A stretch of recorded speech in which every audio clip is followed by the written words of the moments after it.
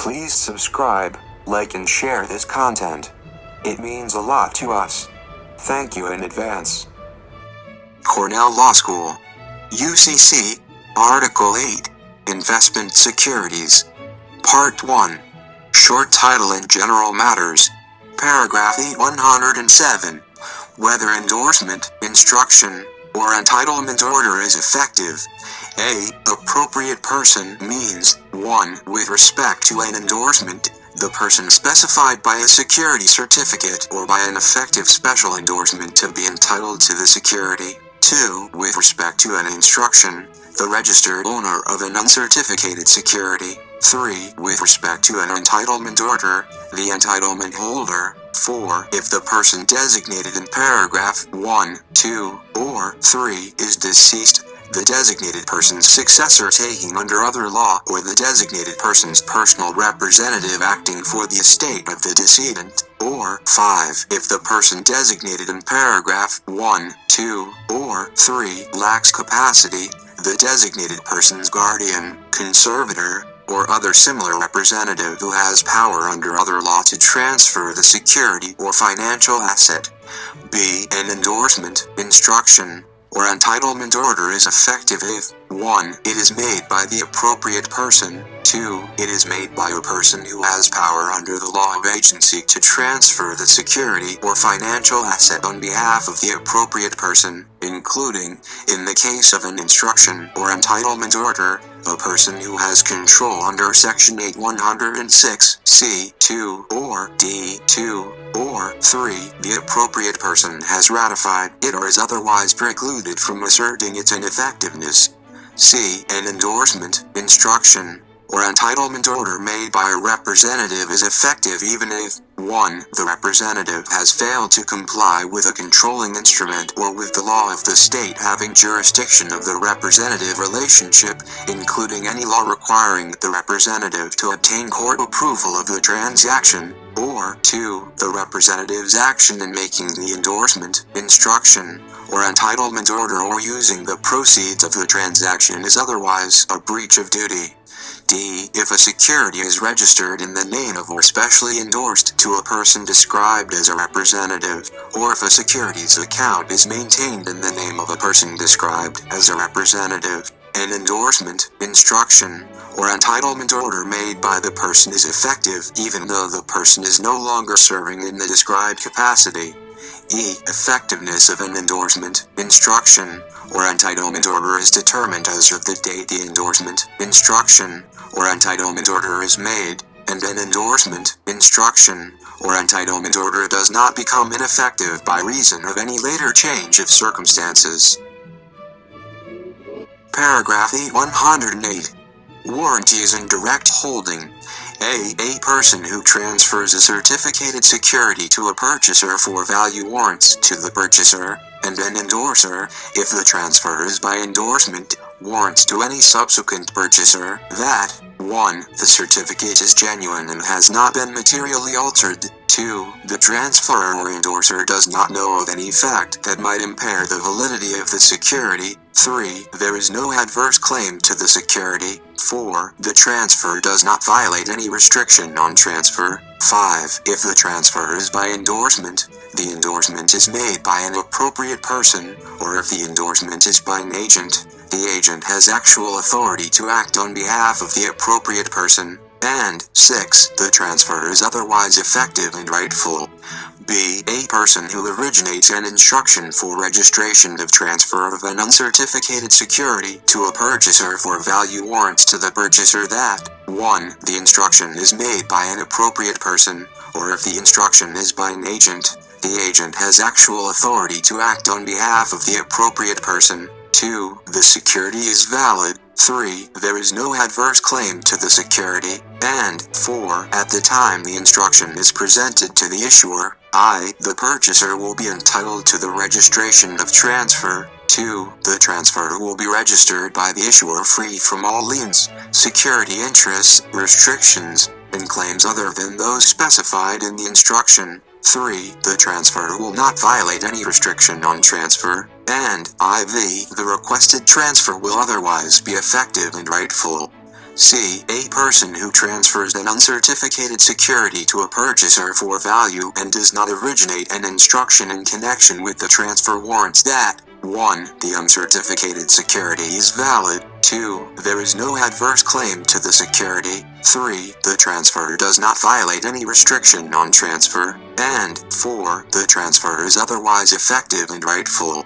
D. A person who endorses a security certificate warrants to the issuer that 1. There is no adverse claim to the security, and 2. The endorsement is effective.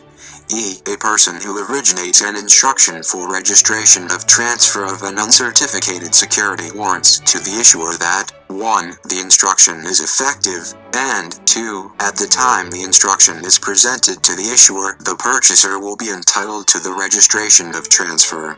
F. A person who presents a certificated security for registration of transfer or for payment or exchange warrants to the issuer that the person is entitled to the registration, payment, or exchange, but a purchaser for value and without notice of adverse claims to whom transfer is registered warrants only that the person has no knowledge of any unauthorized signature in a necessary endorsement. G. If a person acts as agent of another in delivering a certificated security to a purchaser, the identity of the principal was known to the person to whom the certificate was delivered, and the certificate delivered by the agent was received by the agent from the principal or received by the agent from another person at the direction of the principal, the person delivering the security certificate warrants only that the delivering person has authority to act for the principal and does not know of any adverse claim to the certificated security. H. A secured party who redelivers a security certificate received, or after payment and on order of the debtor delivers the security certificate to another person, makes only the warranties of an agent under subsection G. I. Except as otherwise provided in subsection G. A broker acting for a customer makes to the issuer and a purchaser the warranties provided in subsections A through F.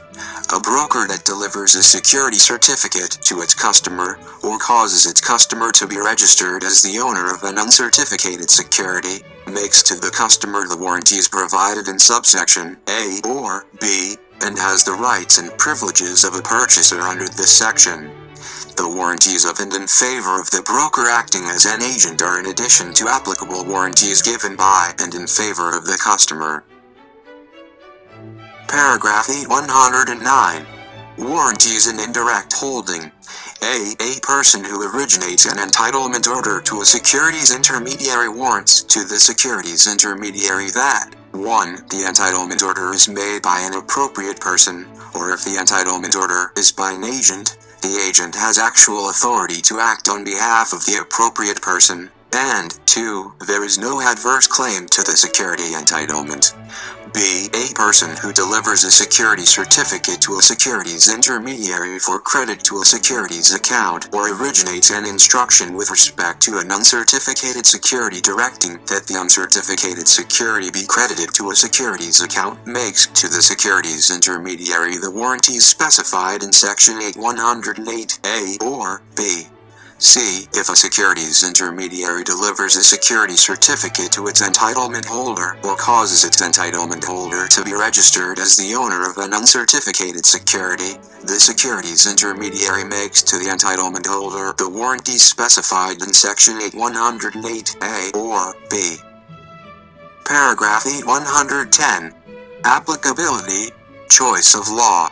A. The local law of the issuer's jurisdiction, as specified in subsection D, governs 1. The validity of a security, 2. The rights and duties of the issuer with respect to registration of transfer, 3. The effectiveness of registration of transfer by the issuer, 4. Whether the issuer owes any duties to an adverse claimant to a security, and 5. Whether an adverse claim can be asserted against a person to whom transfer of a certificated or uncertificated security is registered or a person who obtains control of an uncertificated security.